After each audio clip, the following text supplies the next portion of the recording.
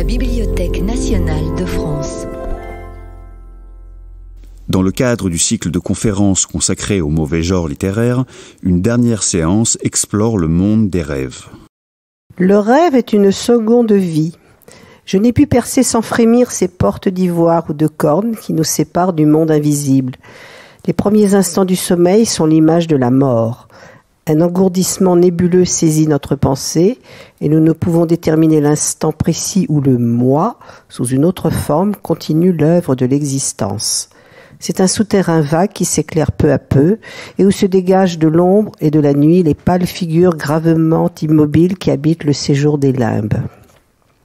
Puis le tableau se forme, une clarté nouvelle illumine et fait jour ces apparitions bizarres. Le monde des esprits s'ouvre pour nous. Swedenborg appelait ces visions mémorabilia. Il les devait à la rêverie plus souvent qu'au sommeil. Landor d'Apulée, la divine comédie du Dante, sont les modèles poétiques de ces études de l'âme humaine. Je vais essayer, à leur exemple, de transcrire les impressions d'une longue maladie qui s'est passée tout entière dans les mystères de mon esprit. Et je ne sais pourquoi je me sers de ce terme « maladie », car jamais, quant à ce qui est de moi-même, je ne me suis senti mieux portant. Parfois, je croyais ma force et mon activité doublées. Il me semblait tout savoir, tout comprendre. L'imagination m'apportait des délices infinis. En recouvrant ce que les hommes appellent la raison, faudra-t-il regretter de les avoir perdus ? Alors, notre troisième et dernière séance, hélas, de ce cycle des mauvais jours, je l'ai débuté par le début d'Aurélia de Nerval, dont le titre parallèle, comme on dirait en catalogage dans cette grande maison, c'est Aurélia ou le rêve et la vie. Donc, ce n'est pas sans une certaine émotion, comme on dit, que je vous salue pour la troisième et dernière fois, puisque une fois dans ma vie de glorieuse bibliothécaire, j'aurais pu monter un cycle à la BNF. Donc ça a été un grand plaisir, toujours renouvelé. Alors je tiens, puisque c'est la dernière fois, à remercier mon ami François Angelier. C'est moi qui te remercie. On n'avait pas prévu, mais qu'est-ce que c'est bien. Hein. Voilà, donc c'est joyeuderie ultra sérieuse. Voilà, donc moi je suis ultra sérieuse, parfois joyeuderie. Je remercie aussi Richard qui court partout, Richard Dao des manifestations et nos amis de la régie. Je pense à ce moment à dire que vous pouvez réécouter les 3 enregistrements. Le plus simple, c'est de taper par exemple BNF mauvais, c'est même pas la peine d'aller jusqu'au mauvais genre, et vous avez les 3 podcasts à écouter, qui sont audio, pas vidéo, pour des raisons de droit. Et puis évidemment, j'ai une pensée pour tout le département littérature et art et la BNF qui a porté ce projet qui a été accepté d'emblée, il faut bien le dire. Alors, ça fait 3 fois à peu près que je dis la même chose, mais il le faut bien puisque les gens ne vont pas écouter forcément dans l'ordre les podcasts.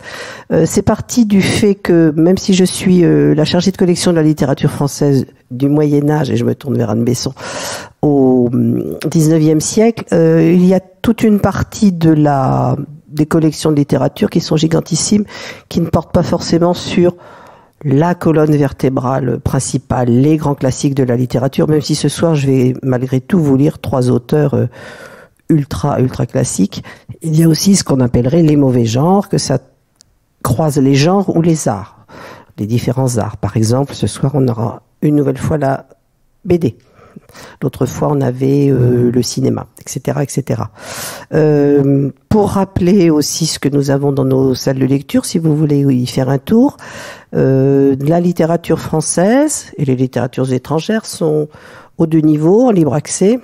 Pour la littérature française, c'est en salle H. Et justement, dans cette salle, il y a un petit rabicoin, comme on dirait dans ma Bourgogne, qui s'appelle la Chambre jaune, qui avait été montée au départ par mon camarade et collègue Roger Musnick, qui est parti en retraite, où il a développé un fond assez historique du polar, thriller, mais on dit plutôt roman policier, puisque c'est le roman policier d'expression française, mais aussi plus inattendu, moi-même ne m'y connaissant pas tant que ça, je suis plus du côté du roman policier, tout un aspect, je le répète, d'expression française, alors qu'on attend davantage les anglo-saxons, de fantasy et de SF. On associe peu la SF et la fantasy à la langue française, et c'est à tort, et aussi à l'écriture par les femmes. Donc venez réviser un peu vos collections en venant dans la salle donc nommée la chambre jaune, en salle H. Et puis évidemment, tout ceci s'appuyant sur l'ensemble des collections énormes qui arrivent par le dépôt légal. Vous imaginez bien, si je reprends le chiffre que je récite à peu près exactement par cœur on est entre 75 000 et 80 000 monographies, livres, donc qui arrivent par an ODL. Il n'y a pas que de la littérature la plus classique à côté de toutes les autres disciplines. Il y a absolument tout ce qu'on pourrait nommer au sens très large les littératures populaires, dont font partie nos chers mauvais genres. Et voilà tout ce que je voulais vous dire en résumé, me semble-t-il. Voilà, écoute François, c'est à toi de travailler maintenant et ça vous changera de ma voix de canard enrhumé. Travaillons, bonsoir à toutes et à tous, merci d'être présents à cette troisième et ultime partie du cycle Mauvais genre, donc de la Bibliothèque nationale de France, et je remercie de nouveau et chaleureusement Monique Calinon d'avoir pris sur elle d'organiser et de rendre possible cette confrontation que moi je mène depuis 26 ans sur France Culture, mais c'est autre chose. Et donc de l'organiser sur 3 thématiques. La première, c'était Trembler. Donc on avait un peu expérimenté, enfin exploré surtout les thématiques de peur, de terreur et d'angoisse.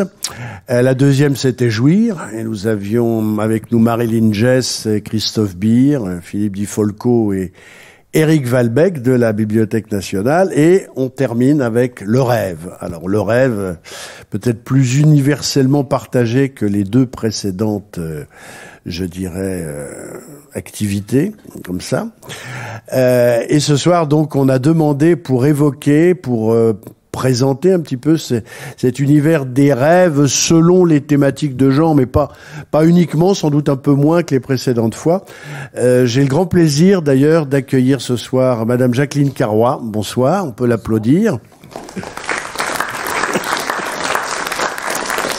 Jacqueline Carrois est une chaire et directrice d'études à l'École des hautes études en sciences sociales, est une éminente spécialiste du rêve, et du rêve sous sa forme, je dirais, presque analytique, théorique. On lui doit notamment ce livre qui est paru aux éditions de l'EHESS, Nuit savante. C'est un livre qui justement fait une sorte de prosopographie, comme on dit, d'étude de tous ces personnages singuliers qui ont décidé d'en découdre avec le rêve, à tout le moins non pas de le soumettre, mais en tout cas de l'analyser, de l'étudier, de l'arpenter. C'est un petit peu les arpenteurs du rêve. Ils sont des personnages pré-freudiens et pré-surréalistes, et Jacqueline Carrois leur a consacré donc ce maître livre. Elle continue de s'y intéresser, et donc avec elle, on va découvrir un petit peu tous ces personnages. Merci madame d'être avec nous ce soir. Autre personnage, Anne Besson. Le personnage Anne Besson. Anne Besson est professeure à l'université d'Artois et c'est la grande spécialiste française de la fantasy. D'ailleurs, elle a beaucoup travaillé déjà avec la BNF au moment de l'exposition Tolkien, avec Vincent Ferré. On lui doit toute une série de dictionnaires, d'articles et d'ouvrages majeurs sur la question, avec notamment...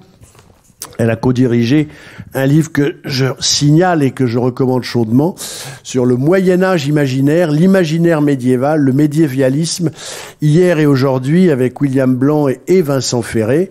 Tout à fait passionnant sur la manière dont le Moyen-Âge a été, d'une certaine façon, a nourri la démarche de l'imaginaire, évidemment en littérature, mais aussi au cinéma, en peinture et en bande dessinée. Et terminons avec Ludovic de Burm, que je vous demande d'applaudir également. Enfin, Anne Besson et Ludovic de Burm. Ludovic de Burm, c'est peut-être un des plus grands visionnaires aujourd'hui en France, à la fois dans le dessin, l'animation, la bande dessinée, mais également l'illustration. On lui doit des illustrations de L'étrange cas du Dr Jekyll et Mr Hyde, du Chancelor de Jules Verne, roman de Verne peu connu, consacré au cannibalisme et à la dérive des épaves. Et puis également un troisième Rabelais également, vous avez illustré Rabelais, et surtout l'art qui est celui de Ludovic de Burm, on va pouvoir s'en rendre compte, est instantanément, je dirais, en phase avec, communique instantanément un sentiment d'onirisme, de cauchemar, de songe, mais en tout cas d'une réalité qui est perturbée et d'une certaine façon soumise à la logique, à une logique, même si le propos réaliste a une logique qui est celle du rêve. Donc on peut signaler notamment Ludovic de Burme, son dernier livre aux éditions Cornelius, La cendre et l'écume, qui est une autobiographie familiale, mais comme toujours chez lui, sur un mode qui est celui un petit peu de l'onirisme et un petit peu de l'inconscient. Et puis auparavant, la trilogie Epiphania chez Casterman, trilogie absolument magnifique, peu post-apocalyptique, en tout cas apocalyptique, et qui est, on peut le dire, qu'elle est en train d'être adaptée en dessin animé par Yann Kounen. Yann Kounen, qui est d'aujourd'hui le prophète de l'ayahuasca et des visions, je dirais, un petit peu sidérante et stupéfiante. Voilà, j'en resterai là pour aujourd'hui. On va commencer avec vous, Jacqueline Carrois, avec justement l'idée de nous, vous qui avez travaillé depuis très très longtemps et publié énormément sur le rêve, sur ces personnages. Alors il y a le personnage de rêveur, on est tous là, j'imagine, susceptibles de rêver, agréablement ou désagréablement, même de songer, ou même de rêvasser, un mot que j'aime beaucoup, et auquel vous consacrez d'ailleurs des pages dans ce livre. Donc tous ces personnages qui, avant Freud, qui d'une certaine façon s'est un petit peu campé à l'entrée du XXe siècle comme l'homme qui savait quoi dire sur les rêves, et les surréalistes qui, après lui, ont un petit peu capté en exclusivité le discours sur les rêves, tous ces extraordinaires personnages qui, à l'époque où ça n'était pas très sérieux, ont décidé de s'intéresser aux rêves tout au long du XIXe siècle, Jacqueline Carrois. Oui, merci beaucoup. Vous avez presque tout dit. Ce que je voudrais simplement dire, c'est que peut-être, moi, en tous les cas, je voudrais aujourd'hui vous parler de quelque chose qui est moins connu peut-être, qui est les rêves qui font rire et qui ont fait rire. Des rêves comiques, si vous voulez. Et ça, au XIXe siècle, je suis une historienne du XIXe siècle, ça a été très important.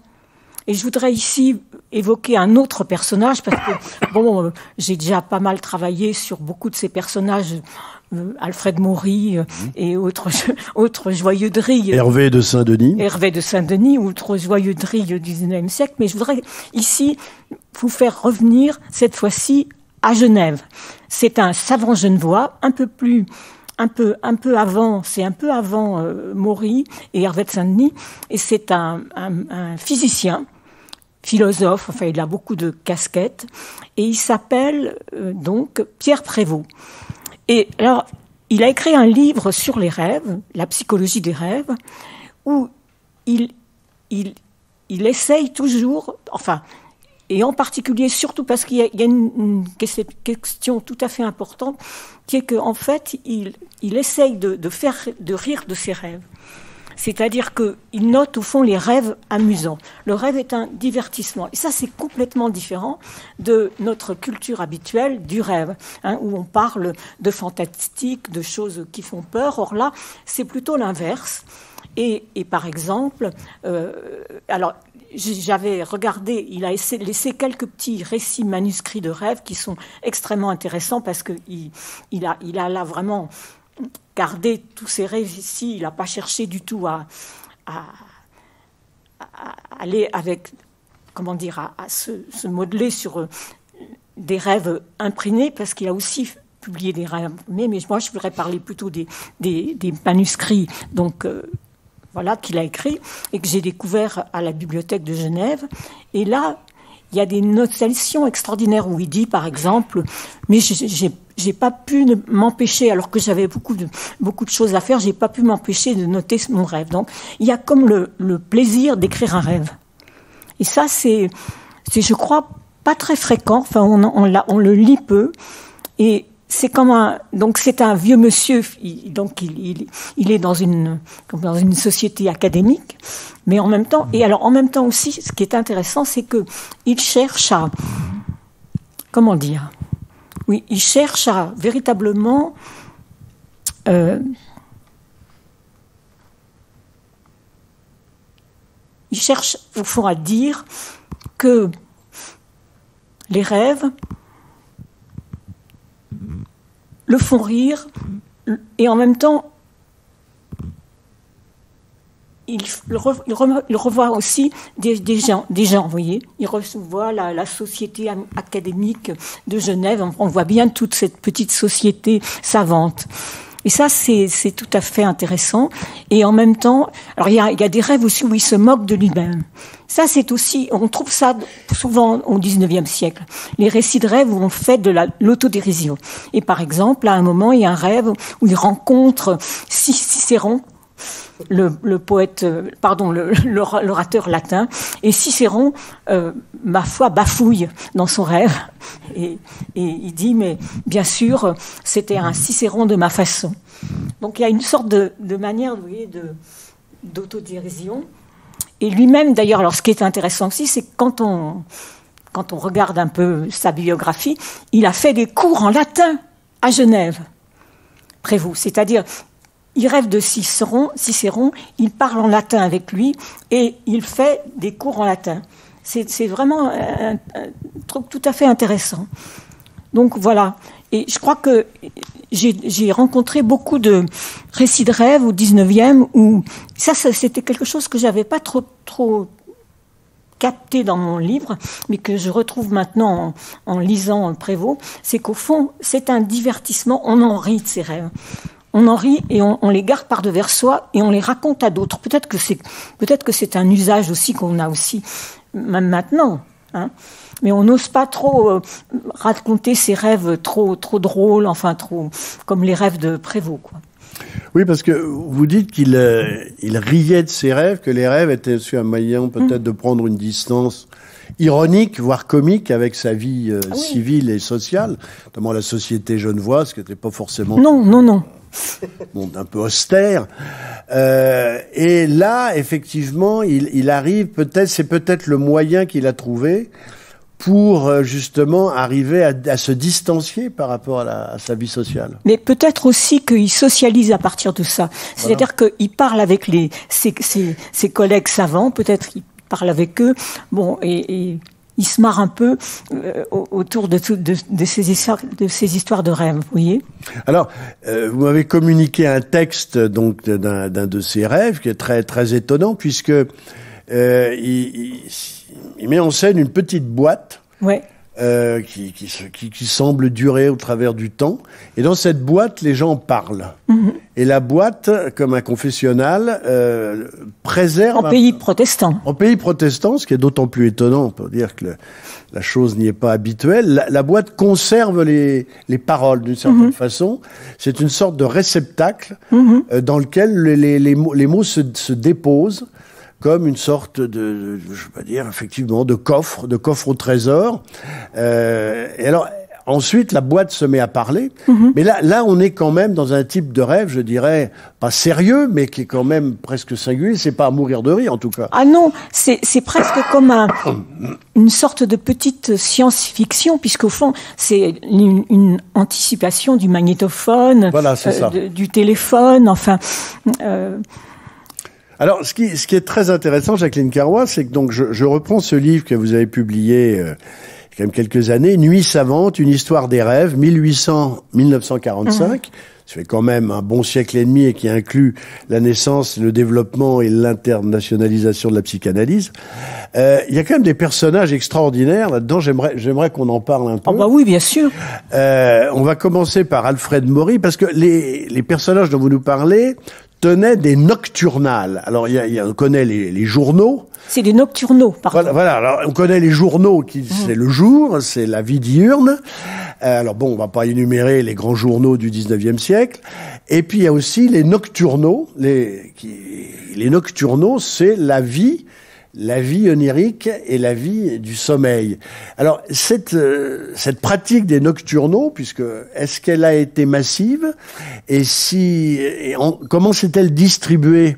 Est-ce que c'était uniquement des savants? Est-ce que il y avait des personnages, des écrivains? Est-ce qu'il y avait comment peut-on un peu la topographier, cette pratique du nocturnal? Il y avait des savants qui se disaient psychologues. Il y avait aussi des amateurs de rêves. Il y a eu beaucoup d'amateurs de rêve. Et Prévost, c'est aussi un amateur de rêves. Manifestement, c'est quelqu'un qui est amoureux de ses rêves. Alors, qu'est-ce qu'il aime dans ses rêves? Ce qui lui plaît, c'est les jeux de mots, par exemple.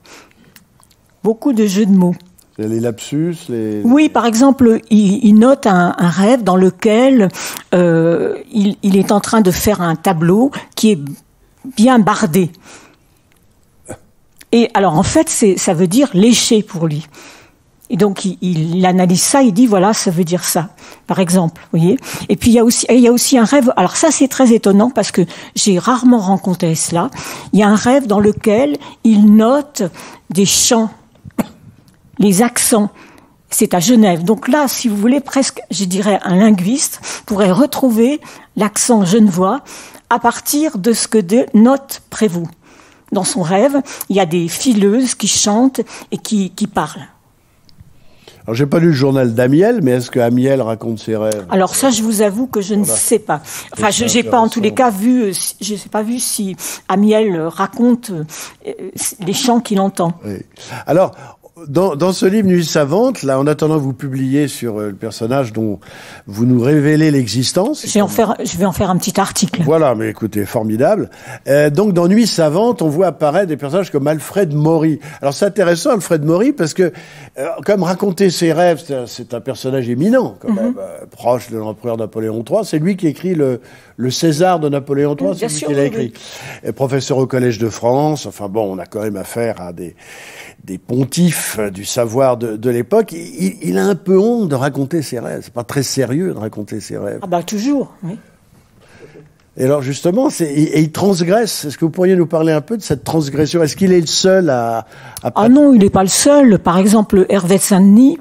Autre collègue du Collège de France, mais sinologue. Ouais. Voilà, on va parler d'Hervé de Saint-Denis. Bah oui, parce que lui, c'est de Maury. Alors Hervé de Saint-Denis, on voit bien qu'il est, alors cette fois-ci, à la limite du mauvais genre de l'époque, c'est-à-dire, par exemple, il y a un rêve dans lequel il est en train de s'endormir en embrassant un garçon. Ah oui, là, effectivement, là, le mauvais genre... C'est le mauvais genre. Est accentué. C'est accentué, et il se réveille brusquement. Donc ça fait penser aussi à des textes de Proust.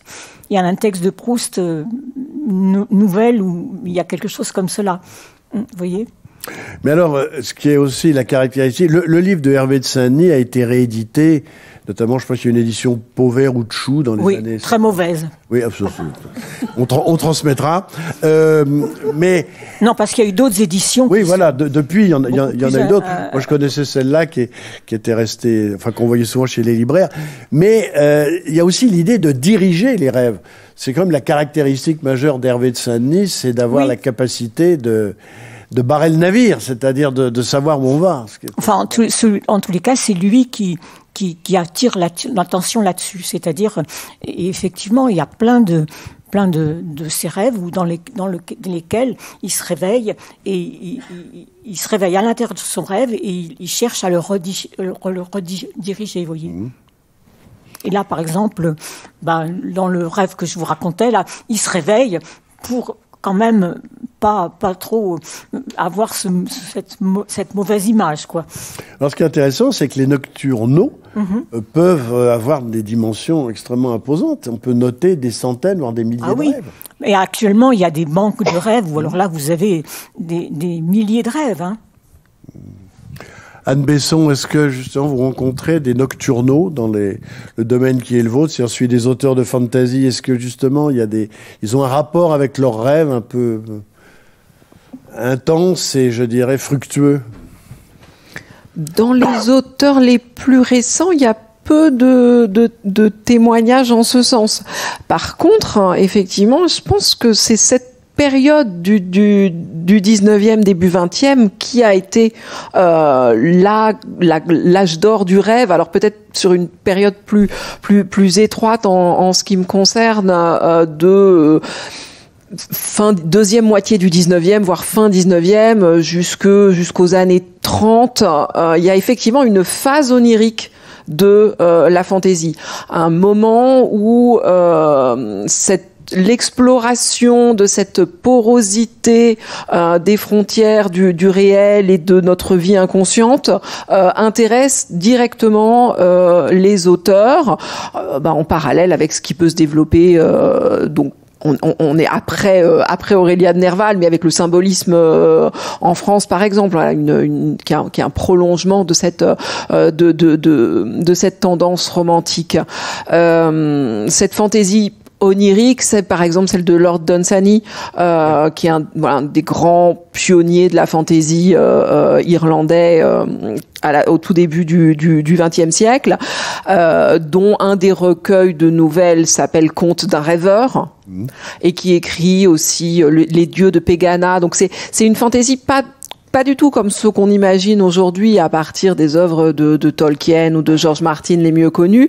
Ce sont au contraire des espèces de fragments très poétiques, très incantatoires, un peu comme on écrirait des textes religieux. C'est d'ailleurs une cosmogonie, les dieux de Pegana, et qui sont comme des petits morceaux de monde rêvé ou halluciné. Et Lord Dunsany inspire à son tour Lovecraft. Lovecraft, dont un des grands cycles, à côté de Cthulhu, s'appelle le cycle du rêve, dont le héros est Randolph Carter, et où là, les explorations sont explicitement onirique. Il commence Randolph Carter, par exemple, dans Dream of Unknown Kadath. Je sais pas très bien comment c'est traduit. La quête de Kadath l'inconnu, ou de Kadath l'innommé. Il commence par rêver à 3 reprises cette cité surnaturelle, magique, lointaine, avant de se mettre en quête de cette cité que personne ne connaît, qui va lui impliquer qu'il traverse un certain nombre de contrées qui sont autant de contrées du rêve. Voilà, c'est ce que je voulais dire par phase onirique de la fantaisie. Donc à ce moment-là, effectivement, on a des auteurs qui cherchent à transcrire une vie inconsciente à travers leurs ouvrages de fantaisie. Après, le rêve n'est pas resté, enfin on pourra en reparler plus tard, et voilà, de voir que ça revient, mais pas sous cette même forme. Oui, parce que c'est la caractéristique, il y a une gravité du rêve, une puissance du rêve, comme disait Roger Caillois. Jacqueline Carrois, vous parliez justement des gens qui s'amusent à rêver ou qui s'amusent de leurs rêves. Mais Nerval, ça ne veut pas dire que ce soit à mourir de rire. C'est des personnages qui font du rêve la clé, pas des enfers, mais presque, d'un domaine inquiétant où la folie est proche. Là, il y a un moment, ce dont vous parlez, c'est un moment assez rare où le rêve est encore innocent. Oui, enfin, en tous les cas, je pense que c'est vrai que c'est au XVIIIe siècle qu'on a ce rapport au rêve beaucoup plus. Et je pense que ce rapport innocent et en même temps pas si innocent que ça. Enfin, il faudrait relire Prévost, et il avait rencontré Rousseau aussi, Jean-Jacques, qui était son compatriote. Est-ce qu'il a fait école, ce personnage à Genève? Non, parce qu'en fait, c'était vraiment un aspect à côté de son activité, si vous voulez. Il était physicien, il était philosophe, psychologue, enfin, et sans doute un personnage assez sérieux et austère. Donc on a quand même des gens qui travaillent le rêve un petit peu c'est pas le violon d'Ingres, mais c'est une sorte... Oui, mais Moury aussi, c'est un violon d'Ingres. C'est-à-dire que effectivement, c'est Freud qui à certains égards prend les rêves au sérieux et les prend plus comme des violons d'Ingres. Je dirais, enfin, c'est schématique ce que je dis. Monique Calino. Alors pour suivre avec un autre pas trop rigolo. Avec François, on s'est dit que j'allais vous faire grâce de Mon rêve familier de Verlaine. Vous savez, je fais souvent ce rêve étrange et pénétrant d'une femme inconnue et que j'aime et qui m'aime, parce que vous le connaissez tous par cœur, dans les poèmes saturniens. Et j'avais complètement oublié. Donc il écrit Mon rêve, on est bien d'accord. Mais il a écrit aussi, dans le même recueil, Cauchemar. Vous vous souvenez de cela? Cauchemar. Donc c'est de 1866. On se rapproche de votre période, Anne. Aurélia est de 1855. On voit une accentuation de l'aspect négatif, sans doute, des rêves. Cauchemar. J'ai vu passer dans mon rêve, tel l'ouragan sur la grève, d'une main tenant un glaive et de l'autre un sablier, ce cavalier. Des ballades d'Allemagne qu'à travers villes et campagnes, et du fleuve à la montagne, et des forêts au vallon, un étalon. Rouge flamme et noir d'ébène, sans bride, ni mort, ni reine, ni hop, ni cravache, entraîne, parmi des râlements sourds, toujours, toujours. Un grand feutre à longue plume, ombrait son œil qui s'allume et s'éteint, tel dans la brume, éclate et meurt l'éclair bleu d'une arme à feu.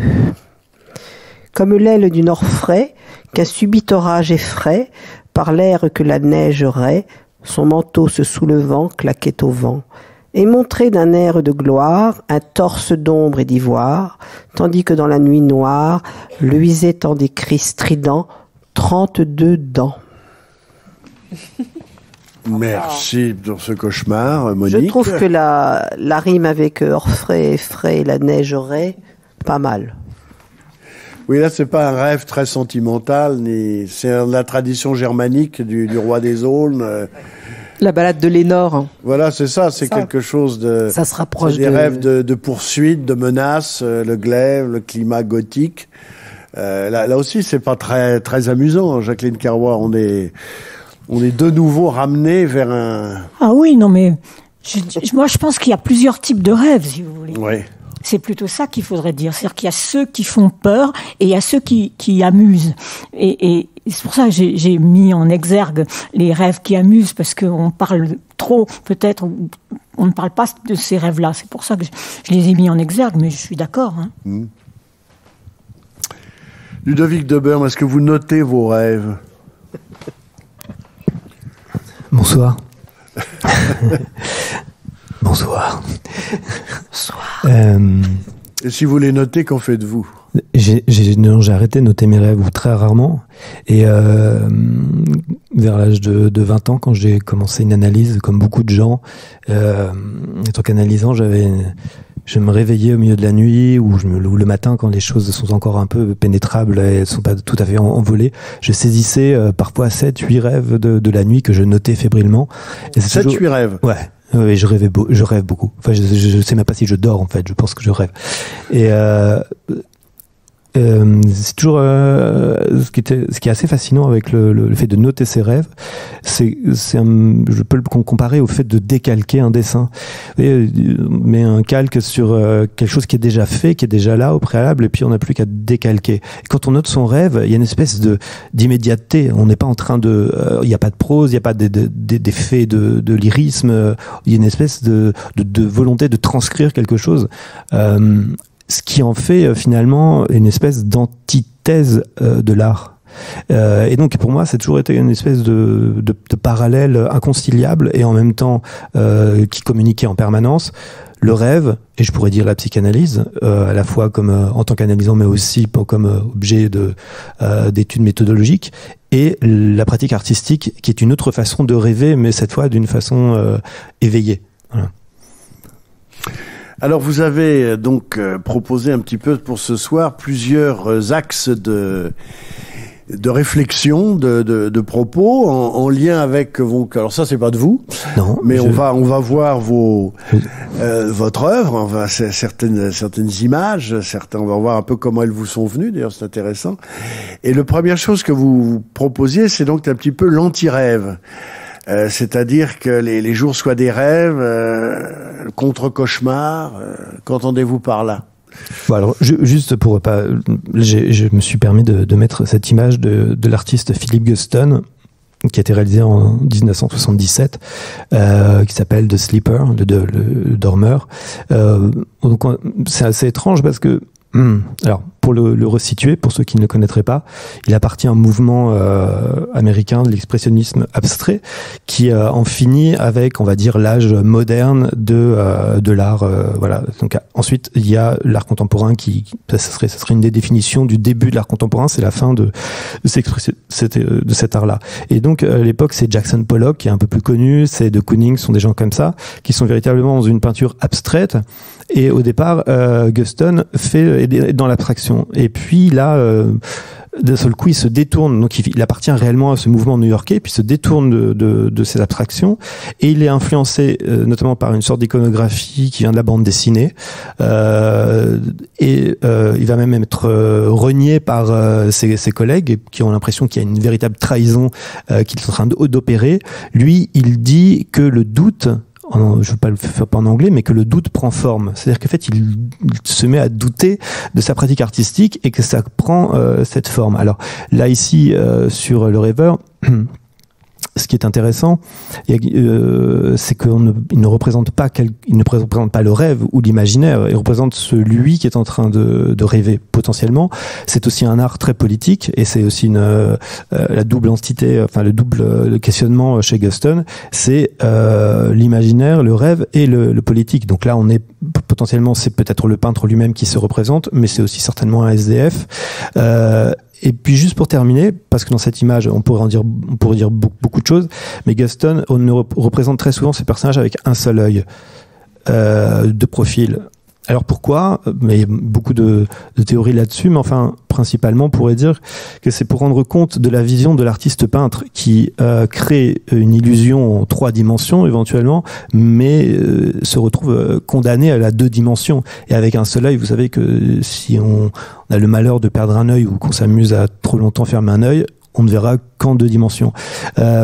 C'est aussi la pulsion regard, la pulsion spéculaire.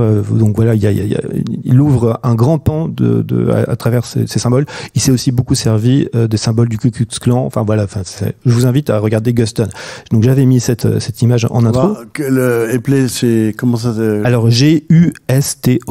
Guston. Voilà, Guston, grand artiste qui a influencé, je pense, énormément la jeune génération de l'art contemporain actuellement. Je sais pas, est-ce qu'on commence par un petit film, regardons maintenant vos... Alors,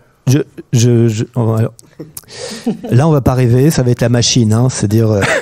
la machine arrive. Voilà, c'est ça. Hommage à Jean-Pierre Dionnet. Il n'y a pas de panique. Alors, c'était ça, c'est un film que j'ai réalisé pour un spectacle. Alors, normalement, il y a le son. C'est Christophe Panzani qui est un grand saxophoniste qui improvise. Et alors là, voilà. Pourquoi je vous ai présenté ce petit film qui avait été qui avait été diffusé lors de spectacles en duo avec ce saxophoniste, où on était vraiment dans de l'improvisation libre. Lui, il vient vraiment de l'improvisation. Donc on est aussi dans une espèce de rêve et d'association d'idées. Et quand j'ai fait ce dessin animé, je l'ai fait en fait sans savoir où j'allais. J'ai pris mon iPad, c'était plus pratique, et j'ai fait image par image les images qui me venaient en tête. Donc je le lance, si je ne me trompe pas, un double clic et c'est parti avec le son, je crois.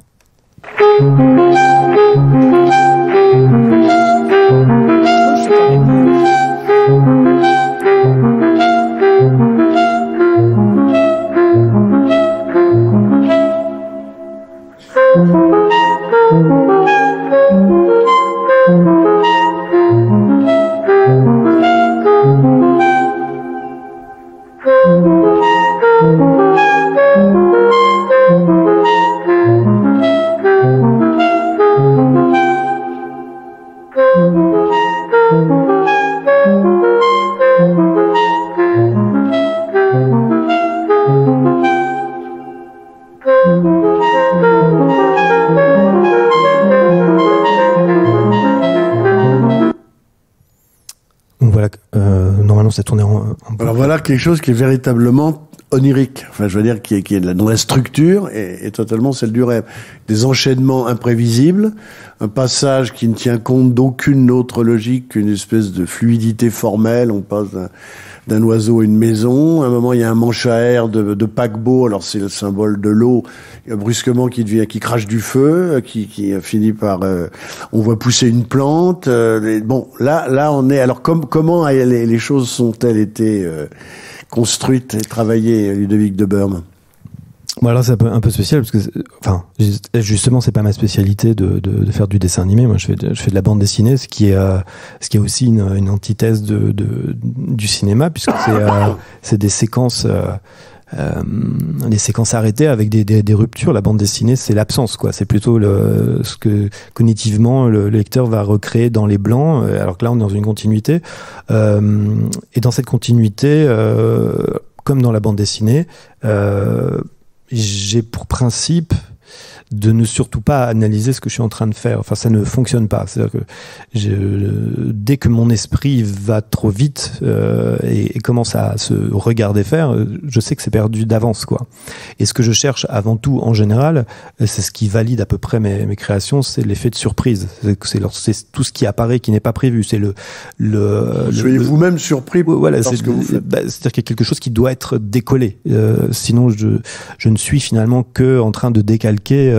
Voilà, je serais en train de quelque part regarder mon rêve. Enfin, c'est ce que on avait un petit peu échangé à ce sujet, quoi. C'est le moment où il y a dans cette pratique d'association libre, enfin d'association d'idées, qui est une pratique, voilà, pour ceux qui ont été dans une séance d'analyse ou c'est quelque chose qui peut se faire, qui est pas du tout qui est pas hégémonique, qui est pas une règle en soi. Il y a des psychanalystes à l'ancienne qui vont vous demander de raconter vos rêves, etc. Ça a beaucoup évolué. Ce qui est plus intéressant, c'est dans la tenue d'une séance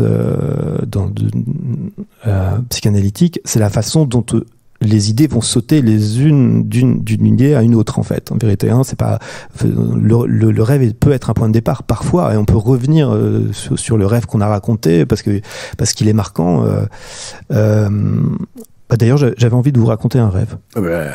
Voilà, parce que j'ai en toute impudeur et je ne l'ai jamais fait. Et en tout cas, c'est assez. Bon, moi, je trouve que c'est toujours assez barbant quand les gens me racontent des rêves, mais celui-ci, c'est mon premier rêve, en fait. C'est pour ça que je me permets de le raconter. J'avais 4 ou 5 ans. Je crois que c'est le début, le moment où on peut se rappeler à peu près. Enfin, moi, je m'en suis souvenu. Je suis dans le métro parisien. J'étais parisien à l'époque. Et il y avait beaucoup de monde, métro parisien.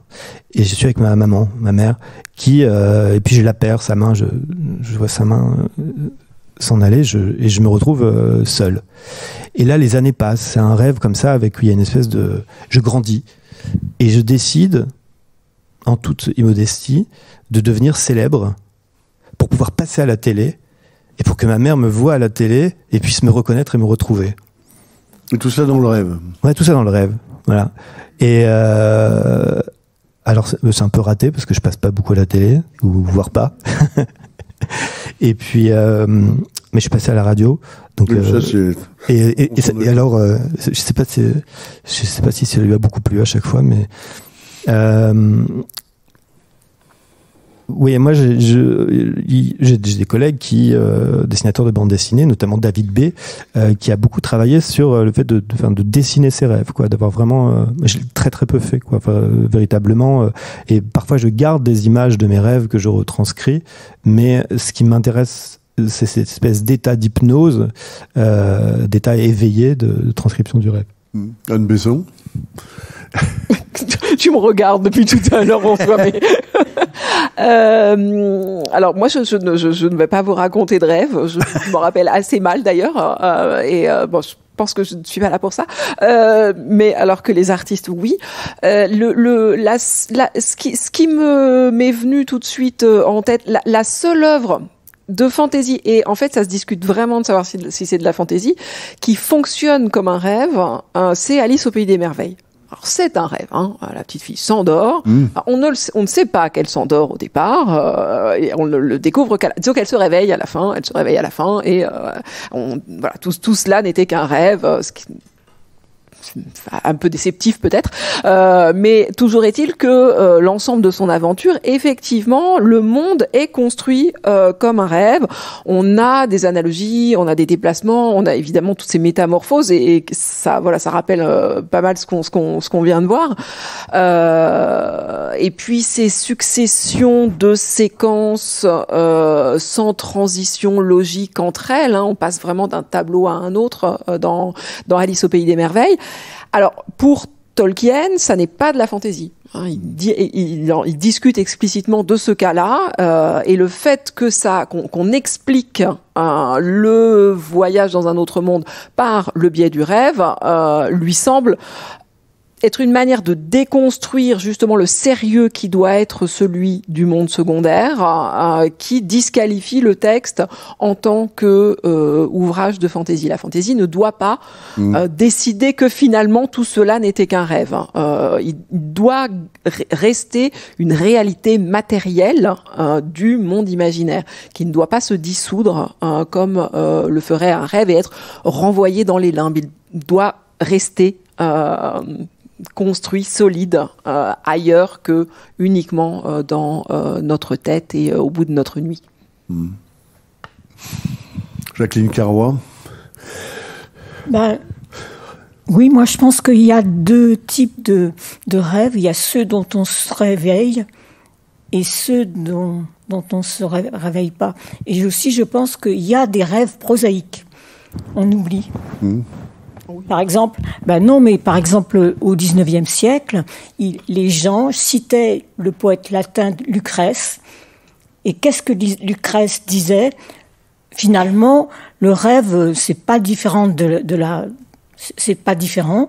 L'avocat plaide quand il dort, etc. Vous voyez ? Donc il y a aussi, je crois qu'il y a une tradition du rêve prosaïque. Et j'ai l'impression de prendre la défense de ce type de rêve, mais c'est parce que j'ai l'impression qu'on oublie ça. Et que ça a été quand même historiquement très... C'est-à-dire qu'on est très marqué par une tradition romantique, oui, voilà, nervalienne, germanique, qui fait que voilà. Le rêve, c'est l'accès au monde, un monde inquiétant, tragique. Oui, voilà, par exemple, si je vous... Ou en chanteur. En chanteur, bien sûr. Je vous parle de Lucrèce, c'est très très frappant. Mes Maury et compagnie, ils citent tous Lucrèce. Donc il y a aussi un rêve du commun, quoi. Enfin, oui, c'est ça. Qui se démarque de Monique. J'ai une question peut-être un peu incongrue, plutôt pour Madame Carrois. Est-ce que dès l'époque où on a intégré la lecture silencieuse, intériorisée, est-ce que ça a pu changer la forme des rêves ? Peut-être. Ça, c'est une bonne question. Mais là, j'avoue que je ne saurais pas vous dire. Je ne cherchais pas à vous coller, mais... Non, mais pas du tout. Mais c'est une question... Non, c'est une question qui me paraît tout à fait intéressante, mais je ne saurais pas comment y répondre maintenant. C'est Lucrèce qui m'y a fait penser, parce que c'était une époque où on ne lisait pas de manière intériorisée. Oui, tout à fait. De la même manière, il y a une époque, je pense que c'est en parallèle, c'est assez... Enfin, moi, ça m'arrive, disons, et je pense que c'est assez fréquent. Vous savez, quand on rêve, qu'on écrit, et on écrit merveilleusement, et évidemment, au moment où on se réveille, on n'est plus ni Lucrèce ni Stendhal, malheureusement. Mais qu'est-ce qu'on peut écrire, parfois ?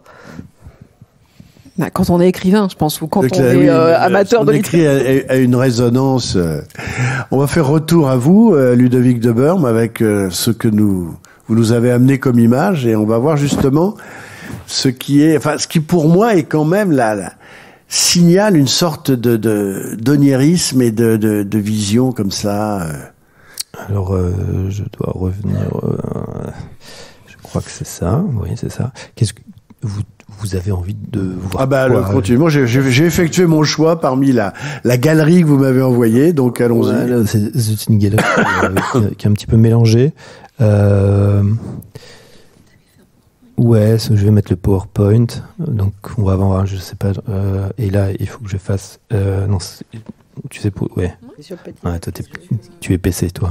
Et le mettre en pleine page, c'est là. Voilà. C'est ici. Oui. Ouais, mais on va faire un diaporama. Ouais, mais c'est bon, il est fait. Regarde. Attends. Là, je maîtrise. Non, regarde. C'est bon. Là, je crois que je regardais. Je maîtrise à bloc. Et j'ai. Attention, là, ça rigole plus. Donc là, je vais pas dans le bon sens. Alors, on en parlera peut-être tout à l'heure. Là, c'est pas Ludovic de Burm, c'est Grosz. C'est Autodix. C'est Autodix, pardon. Là, autant pour moi. Autodix, post-Première Guerre mondiale, j'imagine. Exactement. Der Krieg qu'il a réalisé une dizaine d'années après la Première Guerre mondiale, où il s'était engagé volontairement et où il a été forcément très marqué par ce qu'il avait vu. C'est un tableau qu'on peut rapprocher du retable d'Issenheim de Grunewald. On va retrouver la place des morts, le Christ, mais il y a aussi là dans cette espèce de figure qui fait un peu penser à la croix, et Jésus. C'était alors le retable d'Issenheim, juste pour situer. Alors c'est dommage, je l'ai pas ici, mais c'était un hommage à Saint Antoine. C'était une commande pour le monastère des Antonins, où en fait qui était sur une route où des pèlerins, et notamment qui avaient cette fameuse maladie du feu ardent, de l'ergotisme, venaient pour retrouver, grâce à ce retable, grâce au monastère, trouver un peu d'apaisement, parce qu'ils étaient pris de violentes, de terribles maux. Donc là, Autodix a été très marqué par ce retable. Moi aussi, je dois l'avouer. Je vais vous lire juste ce que dit Autodix à propos de ce tableau. Le tableau Der Krieg, la guerre, a été réalisé 10 ans après la Première Guerre mondiale. J'avais, durant ces années, effectué de nombreuses études afin de réaliser ensuite un tableau traitant de cet événement. En 1928, je me suis senti prêt à aborder ce grand sujet dont l'exécution me préoccupa durant plusieurs années. À cette époque d'ailleurs, durant la République de Weimar, de nombreux livres prenaient à nouveau librement l'héroïsme et une conception du héros qui avait été poussée à l'absurde dans les tranchées de la Première Guerre. Les gens commençaient à oublier déjà ce que la guerre avait apporté de souffrances atroces. De cette situation-là qu'est né le triptyque. C'est de cette situation-là. Il me fallait cette expérience. Comment quelqu'un situé juste à côté de moi pouvait tomber tout d'un coup et disparaître. Il me fallait l'expérimenter dans les moindres détails. Je le désirais. Je ne suis pas un pacifiste. Où le suis-je ? Juste quelqu'un qui se pose des questions. Je voulais tout voir de mes yeux. Je suis un réaliste qui doit voir par lui-même pour avoir confirmation que cela se passe comme cela. Je dois expérimenter toutes les abysses de la vie. C'est pour cela que je me suis engagé comme volontaire. J'ai bien étudié la guerre, il faut la représenter d'une manière réaliste pour qu'elle soit comprise. L'artiste travaillera pour que les autres voient comment une chose pareille a existé. J'ai avant tout représenté les suites terrifiantes de la guerre. Je crois que personne d'autre n'a vu comme moi la réalité de cette guerre, les déchirements, les blessures, la douleur. Et ce qui m'apparaît très intéressant, c'est qu'il parle de réalisme, et Autodix a une forme de réalisme presque naïf, dans le sens où c'est très moi je suis un admirateur absolu, mais très laborieux, où il a quelque chose vraiment du détail, du sens du détail, où on sent qu'il veut montrer la folie humaine, et en ce sens il s'éloigne largement de ce qu'on pourrait appeler l'hyperréalisme, par exemple. On est tout à fait dans l'émotion, dans quelque chose d'outrancier, quelque chose de c'est intéressant ce qu'il dit, le sentiment qu'il a de se rapprocher de la réalité, et en fait finalement une vision très imaginaire, et par là, c'est pour ça que j'avais choisi ce rapport au rêve, qui bien sûr ressemble davantage à ce qu'on pourrait appeler un cauchemar, mais qui est aussi aussi comme Philippe Guston, c'est les deux artistes que j'avais choisi de vous montrer. La question qu'on peut se poser sur la nécessité, le rôle de l'art, qui serait en soi politique, et on peut quand même aussi se poser la question de la limite du divertissement jusqu'au politique. Enfin, il y a un curseur comme ça qui existe-t-il, je n'en sais rien. Et puis parfois de la détermination d'un artiste à s'emparer d'une chose. Voilà, il est au cœur de la guerre et il doit témoigner de cette guerre. Donc ça, c'est une véritable question. Moi, j'ai commencé et j'ai eu peut-être cette chance encore de pouvoir me livrer de tous mes premiers livres à parler par association d'idées, de choses qui avaient attrait à l'inconscient. Et certainement, j'ai fait un livre qui s'appelle Le Grand Autre, une espèce de sorte d'hommage personnel et pas du tout théorique sur Lacan. J'aurais bien aimé pouvoir continuer à ne me soucier que de mon inconscient, en imaginant pouvoir peut-être toucher celui des autres. Et puis, il y a un certain nombre d'années, je me suis posé la question, voyant les choses trébucher, voyant les choses commencer à Alors il y a des gens qui, à partir du club de Rome de 72, ont compris que quelque chose était véritablement en train de se modifier dans notre système économique et écologique, ont décidé de s'en emparer. Moi, ça m'est arrivé un peu plus tard. Ma mère était très au courant de ces choses-là. J'avais pas du tout envie de les entendre. Et moi, j'avais la conscience, ou en tout cas, que peut-être il s'agissait de commencer par les individus. Peut-être qu'on allait pouvoir résoudre quelque chose de plus universel à partir de là. Et puis, l'universel m'a sauté à la figure. Et là, on est véritablement réveillé. Je me suis cogné véritablement à quelque chose d'assez dur, dont on est en train de faire l'expérience. C'est difficile de ne pas être dans. On peut continuer un peu ce déni, mais on sent que ça devient de plus en plus laborieux.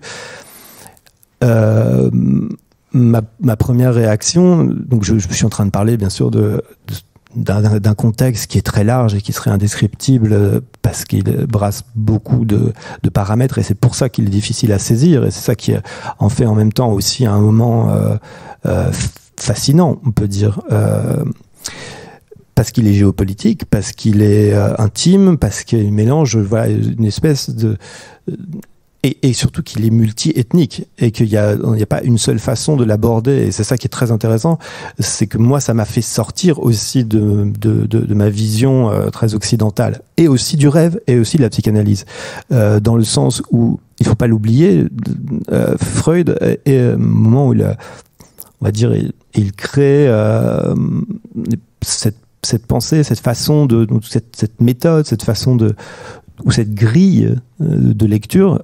Il est profondément occidental.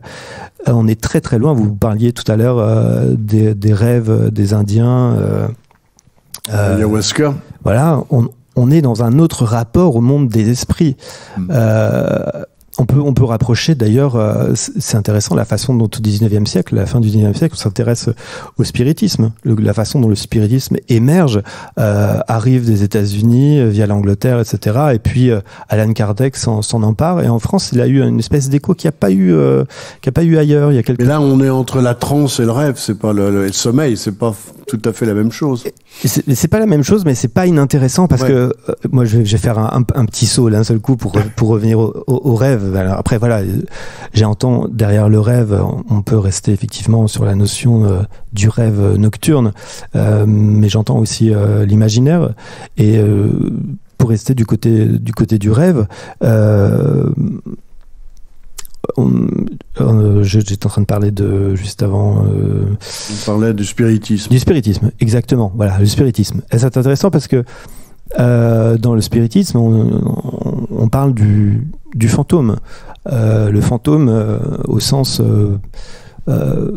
premier qu'on peut avoir en tête, du revenant, de celui qui est là et qui réapparaît soudain. Et les travaux d'Abraham et Torok, qui sont des psychanalystes qui ont, parmi ceux qui ont continué de manière magistrale l'œuvre amorcée par Freud, redonne commence après eux, Mélanie Klein, etc., on redonne une place justement à ce fantôme. Et on est au cœur de l'inconscient et on est au cœur du rêve. Donc vous voyez, en fait, en réalité, tout ça est très mélangé. C'est assez difficile de détisser, de détricoter.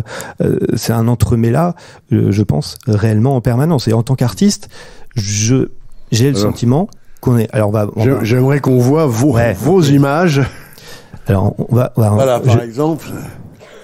Alors ça m'arrive c'était une commande sur les péchés capitaux, donc ça c'était la colère. Peut-être que je vais pas faire l'analyse de mes dessins, je vais éviter. Ça c'est tout à fait dans le désordre.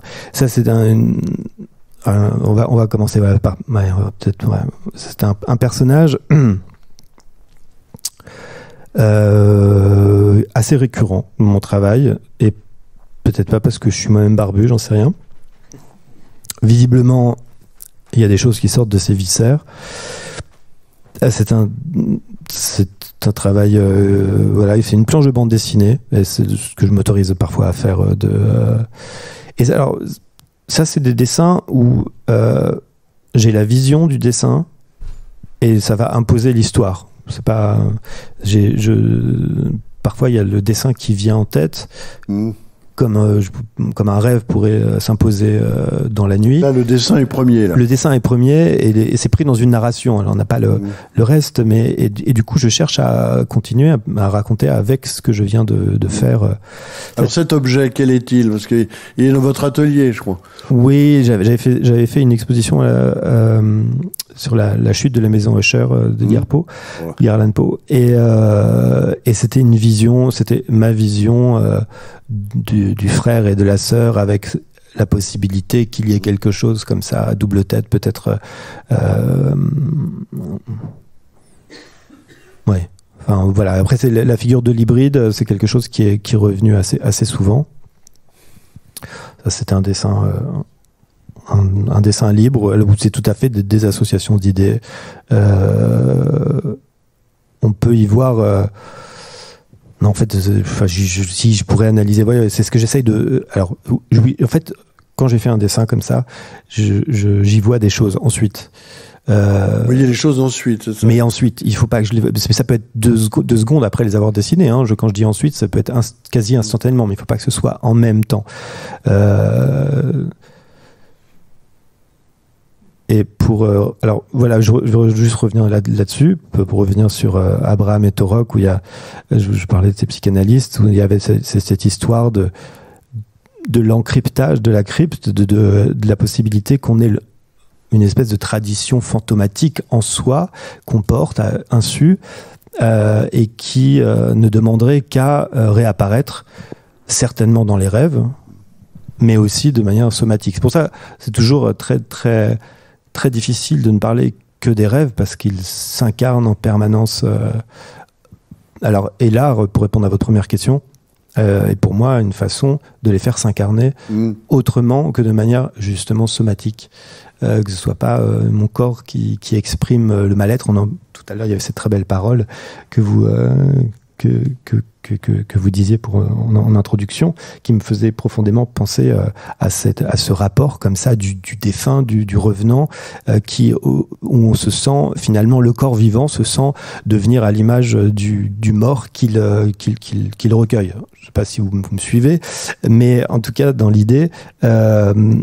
Pour l'artiste, ça peut être un moyen exutoire, cathartique, on pourrait dire, de mettre à l'extérieur ce qui visiblement, voilà, dans cette enceinte avec un jeu de mots, peut être à l'intérieur. On peut continuer encore, on va. Alors je vais, alors, il faut faire la manipulation du bureau.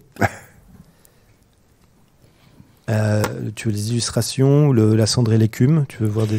Oui, moi ce qui m'intéresse, c'est ces personnages que vous représentez et qui, pour un détail, une espèce de caractéristique qui a l'air comme ça, un petit peu secondaire et qui ne l'est pas du tout, me font plonger dans l'onirisme. C'est-à-dire, soit ils ont les bras trop longs, soit ils ont le crâne un peu trop grand, soit l'œil un peu trop globule. Il y a des espèces de notations anatomiques qui font que on a affaire brusquement à des créatures qui ne sont plus des créatures du réel, même si elles participent d'un réalisme. Voilà, par exemple. Celui-là encore est assez normal, visionnaire. Mais il y en a d'autres où des personnages qui semblent appartenir, je dirais, au quotidien, au monde concret, et qui peu à peu, et qui même pas peu à peu, au contraire brusquement, un détail ou deux font qu'il passe le miroir, il passe le cap, et voilà. Alors là encore, on a un peu... Non, mais là, je pense que c'est un bon exemple de ce que vous êtes en train de dire, c'est-à-dire que voilà, celui-là peut en être, effectivement. C'est de la peinture à l'huile. On est presque proche d'une tradition flamande en tout cas sur la technique, hein. Et où il y a quelque chose. Moi, je ne travaille jamais d'après photo, je travaille jamais d'après modèle. Je ne sais pas faire ça. Enfin, c'est pas ma façon de fonctionner. J'ai besoin que les choses sortent de mon esprit. Et voilà, comme vous disiez, il y a peut-être quelque chose qui un léger pas de côté. Parfois, il peut être. Alors là, on a des personnages qui sont objectivement extraordinaires ou fantastiques, mais par moments, ce sont des personnages qui participent, je dirais, d'un réel, alors là, prosaïque, pour reprendre le mot utilisé par Jacqueline Carway, qui se décadre.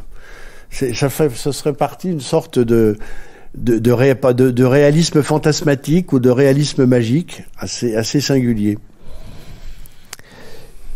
Et sur cette idée, cher François, vous vouliez que je... Alors c'est un problème dans la je dirais la grande la grande parade. Ça c'est une couverture pour Dr Jekyll et Mr Hyde. Pour la petite histoire, elle avait été refusée. J'ai eu beaucoup de mal à la faire accepter. Donc là il n'y a pas le titre, mais c'est une couverture aux éditions Nathan. Et ils avaient adoré toutes les images assez classiques qui étaient à l'intérieur. Et puis j'avais amené cette couverture en étant vraiment sûr de mon coup. C'était une grande peinture à l'huile sur toile. Et en fait, ça les a profondément gênés. C'est intéressant parce que ce qui les a gênés, c'est que je montrais non pas l'idée que le Dr Jekyll et Mr Hyde soient deux entités dissociées, mais le même, mais quasiment le même avec. Siamois. Voilà, c'est ça. Et j'avais tellement insisté que le pauvre directeur artistique a perdu sa place. Enfin bref.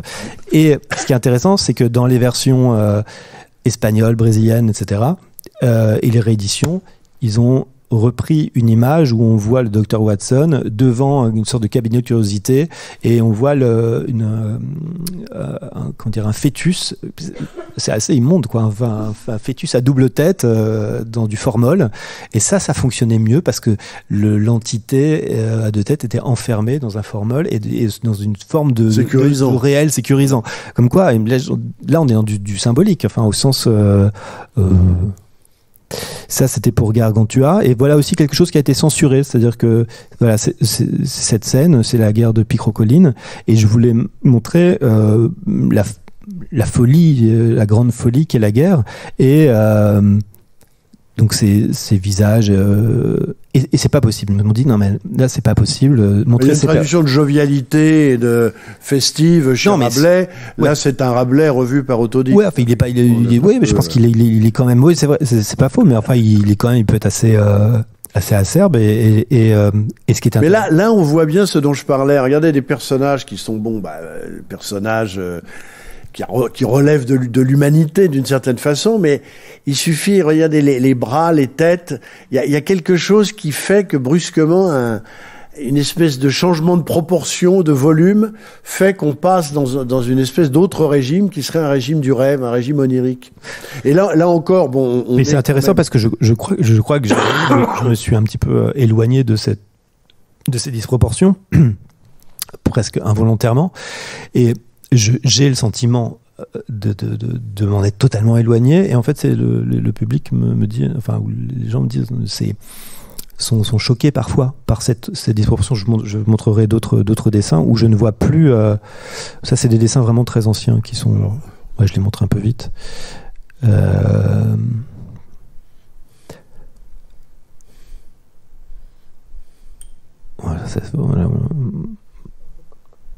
ouais. Ça, c'est un de vos premiers livres. Ça, c'était ma première exposition. Des yeux pour l'intérieur. Avec cette idée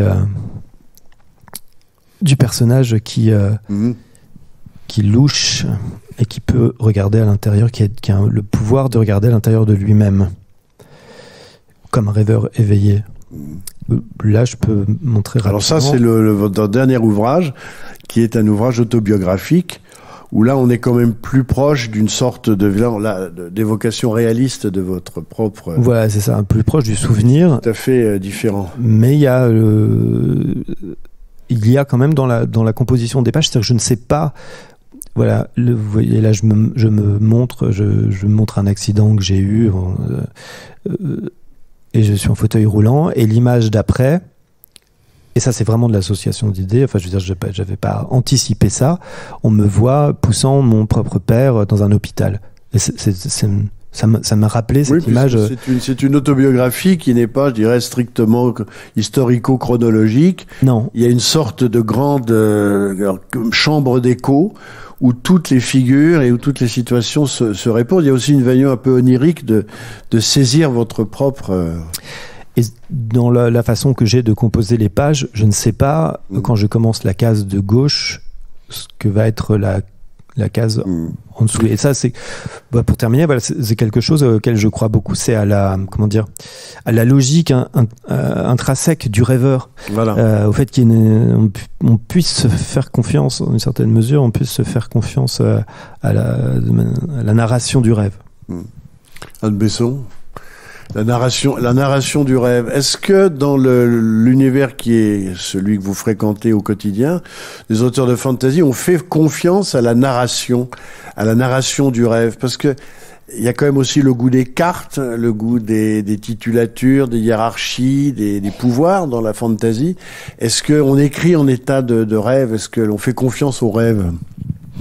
Alors, on fait confiance au rêve d'une manière très différente. Alors, il y a d'abord de ce que m'a évoqué ce dont on vient de parler.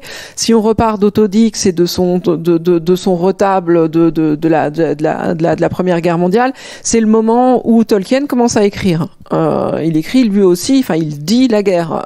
Il écrit ses histoires d'elfes et d'orques et de nains pour mettre à distance, tout en universalisant et en parlant de manière assez avec un pas de côté, hein, le terme a été aussi utilisé, pour dire ces mêmes horreurs-là.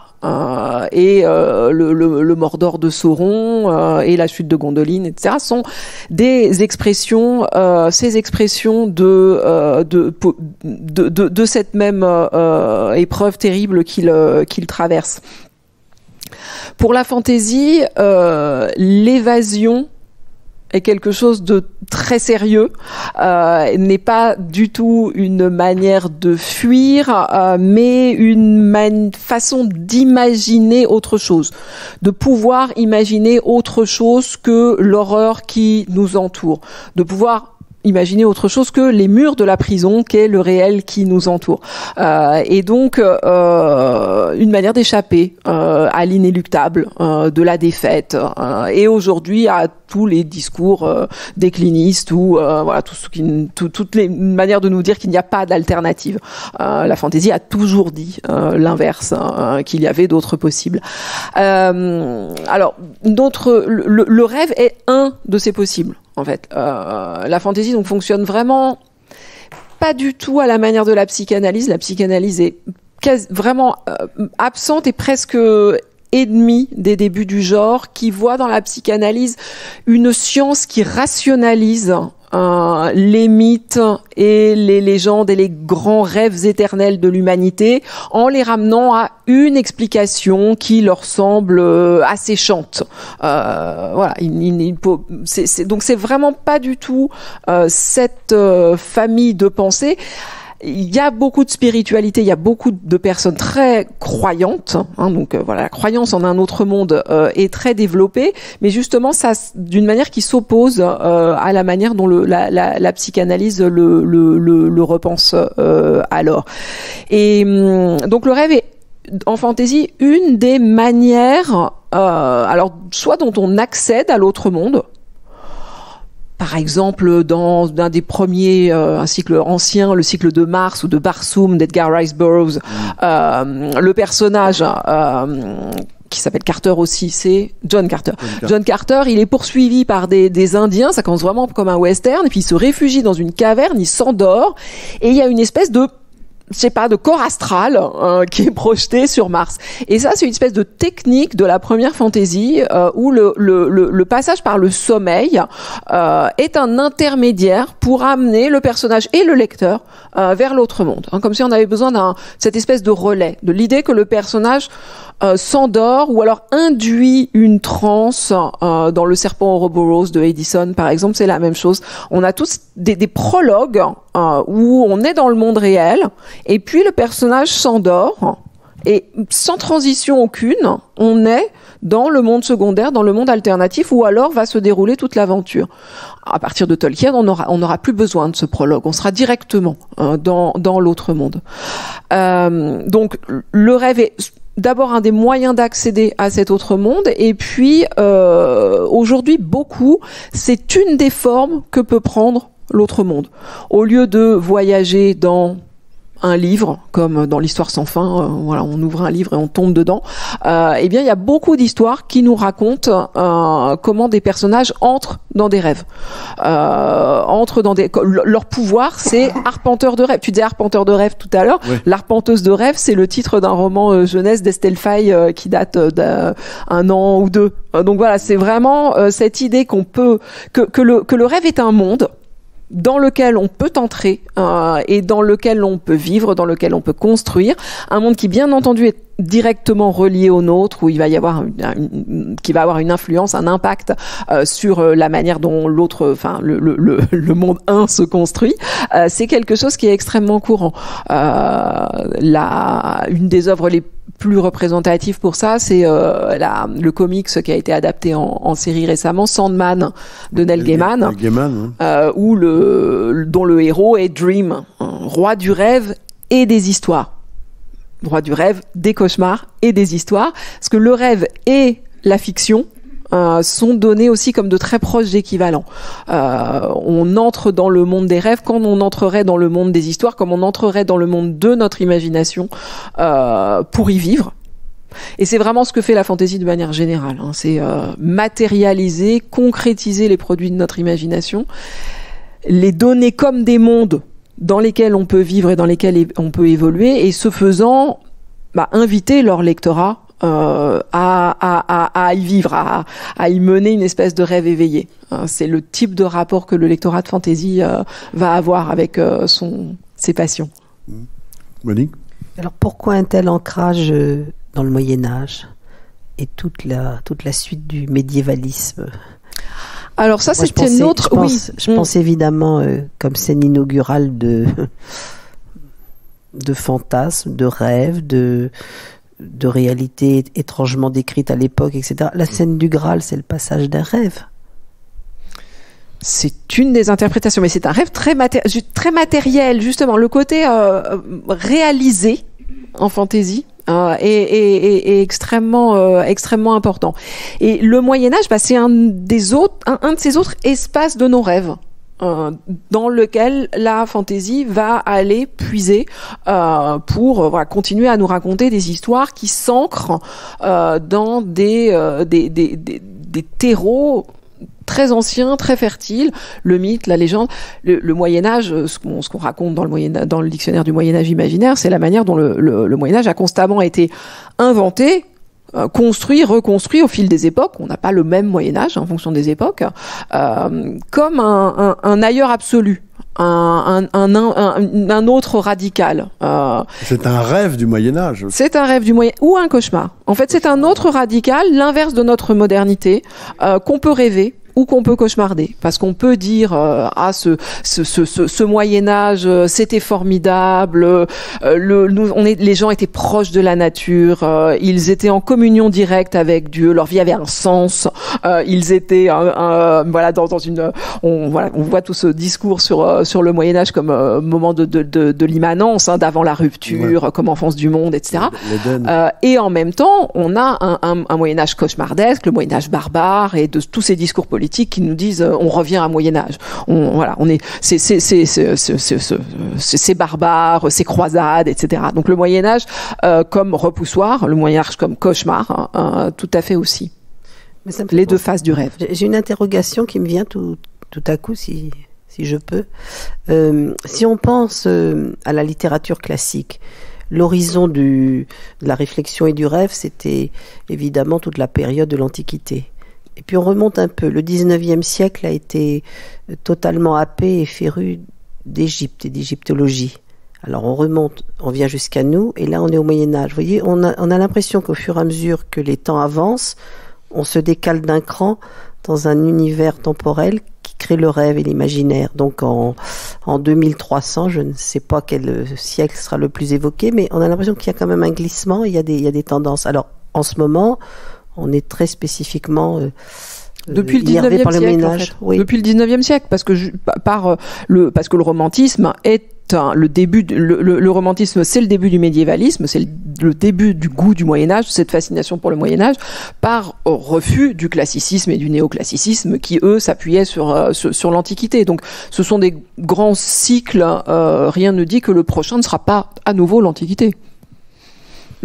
Ça peut marcher comme ça aussi. Ça peut être des cycles de refus du cas précédent. Je reviens à ce dont vous parliez, qu'effectivement, il y a dans les œuvres de fantasy une espèce de prologue où on est dans le monde concret, dans la réalité, puis quelque chose se passe qui fait qu'on accède à un rêve, à une transe, une vision, on accède à un autre monde. Et puis brusquement avec Tolkien, il n'y a plus besoin de ce prologue. Qu'est-ce qui fait qu'on n'a plus besoin de ce prologue? Parce que c'est vrai que ça nous rattache à Nerval. On pousse les portes et on entre dans le monde. Ou alors à Lewis Carroll, il faut tomber dans comme Alice qui s'endort. Qu'est-ce qui fait que brusquement, et aujourd'hui, c'est vrai qu'on voit, il y a énormément de cycles qui commencent par une carte. On est tout de suite prévenu. Voilà, vous êtes dans tel monde.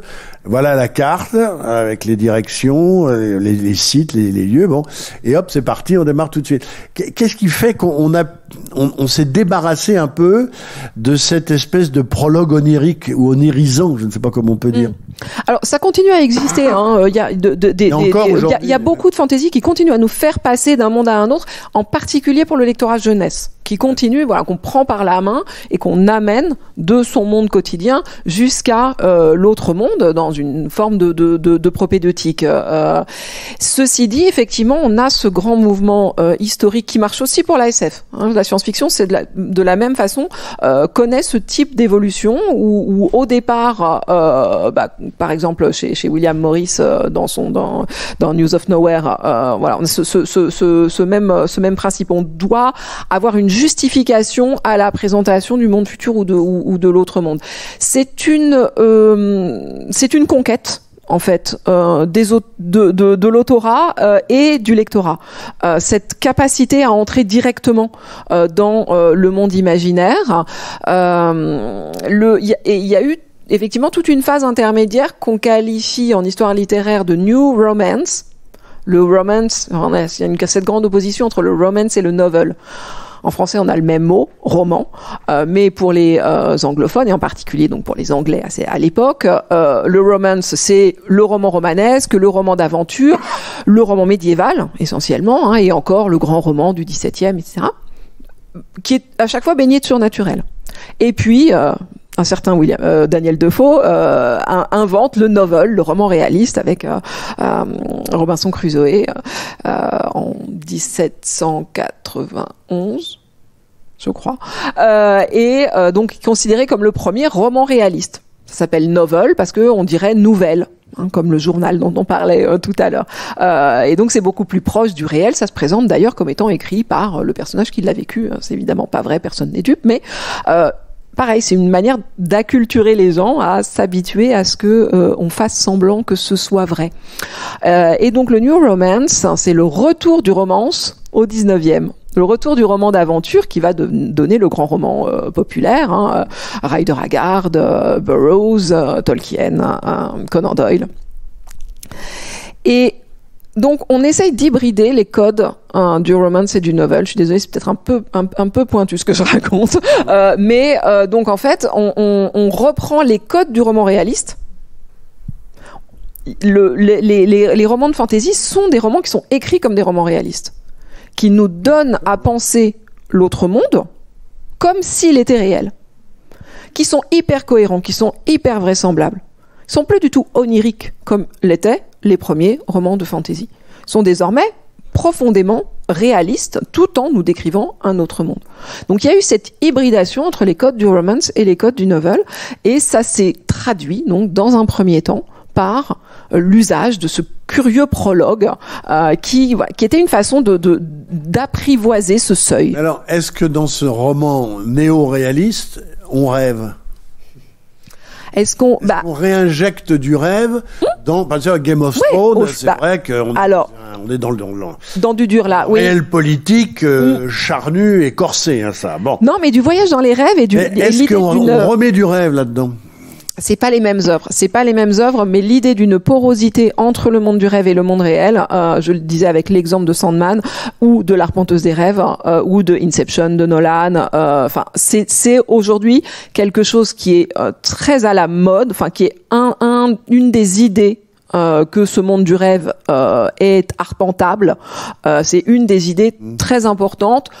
Sans doute en lien avec l'importance que notre vie numérique, que notre vie écranique, que notre vie à côté de notre vie actuelle et réelle a pris dans notre vie cette importance qui est majeure. C'est peut-être pour un certain nombre d'entre nous presque plus important ce qu'ils vivent par procuration. Enfin, on dit que c'est par procuration, on dit que c'est virtuel, mais c'est plus si vrai. C'est quelque chose qui est absolument central pour nos identités d'aujourd'hui. Et je pense que cette importance du thème du rêve et de sa matérialisation dans les œuvres de fantaisie récentes peut être une manière d'aborder cette nouvelle existence virtuelle qui est la nôtre, cette part de virtuel de nos vies. Est-ce qu'on va s'arrêter avec une dernière lecture ? Nous sommes... on a presque dépassé là. Nous sommes arrivés un peu aux confins, non pas du rêve, mais en tout cas du temps qui nous est offert. On va terminer par la lecture, Monique, du texte le plus... Allez, peut-être le plus célèbre. En tout cas, oui, dans un des plus célèbres textes. Pour terminer un cycle, j'ai choisi le début, par esprit de contradiction, d'une œuvre immense. Là, le texte est de 1913, donc, mais qui croisera évidemment la guerre de 14-18 à un moment, et que vous connaissez tous. Et donc, je vais lire le tout début, et je m'arrêterai, bien entendu, au mot « rêve ». Donc, vous allez sourire parce que vous allez vous dire « Ah ben oui, longtemps je me suis couché de bonne heure. » Vous voyez ? Parfois, à peine ma bougie éteinte, mes yeux se fermaient si vite que je n'avais pas le temps de me dire « je m'endors ». Et une demi-heure après, la pensée qu'il était temps de chercher le sommeil m'éveillait. Je voulais poser le volume que je croyais avoir encore dans les mains et souffler ma lumière. Je n'avais pas cessé en dormant de faire des réflexions sur ce que je venais de lire, mais ces réflexions avaient pris un tour un peu particulier. Il me semblait que j'étais moi-même ce dont parlait l'ouvrage, une église, un quatuor, la rivalité de François Ier et de Charles Quint. Cette croyance survivait pendant quelques secondes à ce réveil. Elle ne choquait pas ma raison, mais pesait comme des écailles sur mes yeux et les empêchait de se rendre compte que le bougeoir n'était plus allumé. Puis elle commençait à me devenir inintelligible, comme après la métempsychose, les pensées d'une existence antérieure. Le sujet du livre se détachait de moi, j'étais libre de m'y appliquer ou non. Aussitôt, je recouvrais la vue et j'étais bien étonné de trouver autour de moi une obscurité, douce et reposante pour mes yeux, mais peut-être plus encore pour mon esprit, à qui elle apparaissait comme une chose sans cause, incompréhensible, comme une chose vraiment obscure. Je me demandais quelle heure il pouvait être. J'entendais le sifflement des trains qui, plus ou moins éloignés, comme le chant d'un oiseau dans une forêt, relevant les distances, me décrivaient l'étendue de la campagne déserte où le voyageur se hâte vers la station prochaine. Et le petit chemin qu'il suit va être gravé dans son souvenir par l'excitation qu'il doit à des lieux nouveaux, à des actes inaccoutumés, à la causerie récente et aux adieux sous la lampe étrangère qui le suivent encore dans le silence de la nuit, à la douceur prochaine du retour. J'appuyais tendrement mes joues contre les belles joues de l'oreiller, qui pleines et fraîches comme les joues de notre enfance. Je frottais une allumette pour regarder ma montre, bientôt minuit. C'est l'instant où le malade qui a été obligé de partir en voyage et a dû coucher dans un hôtel inconnu, réveillé par une crise, se réjouit en apercevant sous la porte une raie de jour. Quel bonheur! C'est déjà le matin. Dans un moment, les domestiques seront levés, il pourra sonner, on viendra lui porter secours. L'espérance d'être soulagé lui donne du courage pour souffrir. Justement, il a cru entendre des pas. Les pas se rapprochent, puis s'éloignent, et la raie de jour qui était sous sa porte a disparu. C'est minuit. On vient d'éteindre... Excusez-moi. On vient d'éteindre le gaz. Le dernier domestique est parti et il faudra rester toute la nuit à souffrir sans remède. Je me rendormais et parfois je n'avais plus que de courts réveils d'un instant, le temps d'entendre les craquements organiques des boiseries, d'ouvrir les yeux pour fixer le kaléidoscope de l'obscurité, de goûter grâce à une lueur momentanée de conscience le sommeil où était plongée les meubles, la chambre, le tout dont je n'étais qu'une petite partie et à l'insensibilité duquel je retournais vite m'unir. Ou bien en dormant, j'avais rejoint sans effort un âge à jamais révolu de ma vie primitive, retrouvé telle de mes terreurs enfantines comme celle de mon grand-oncle me tira par les boucles que j'avais et qu'avait dissipé le jour, date pour moi d'une ère nouvelle où on les avait coupées. J'avais oublié cet événement pendant mon sommeil, j'en retrouvais le souvenir aussitôt que j'avais réussi à m'éveiller pour échapper aux mains de mon grand-oncle, mais par mesure de précaution, j'entourais complètement ma tête de mon oreiller avant de retourner dans le monde des rêves. Merci, Monique. Est-ce qu'il y aurait une ou deux questions? Ah non, pas de questions. Il n'y a pas de questions dans les rêves. Bien, merci infiniment à toutes et à tous. Merci à ceux qui sont venus fidèlement. Présents ce soir. Merci à Jacqueline Carrois, donc dont on signale le prochain ouvrage à paraître sur ce personnage. Un article sur ce personnage singulier que vous nous avez révélé. En tout cas, Nuit savante sur justement tous les personnages qui ont tenté d'arpenter les topographes du rêve avant Freud et les surréalistes. Ludovic de Burme chez Casterman, donc les 3 tomes de Epiphania, bientôt un dessin animé réalisé par Yann Kounen et surtout votre autobiographie, on peut le dire, aux éditions Cornelius, La cendre et l'écume.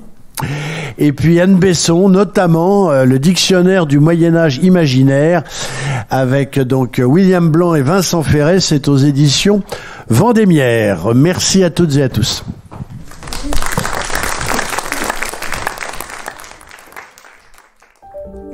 Vous venez d'écouter un podcast de la Bibliothèque nationale de France. Retrouvez les conférences, rencontres et créations de la BNF sur toutes les plateformes de podcast ainsi que sur le site bnf.fr.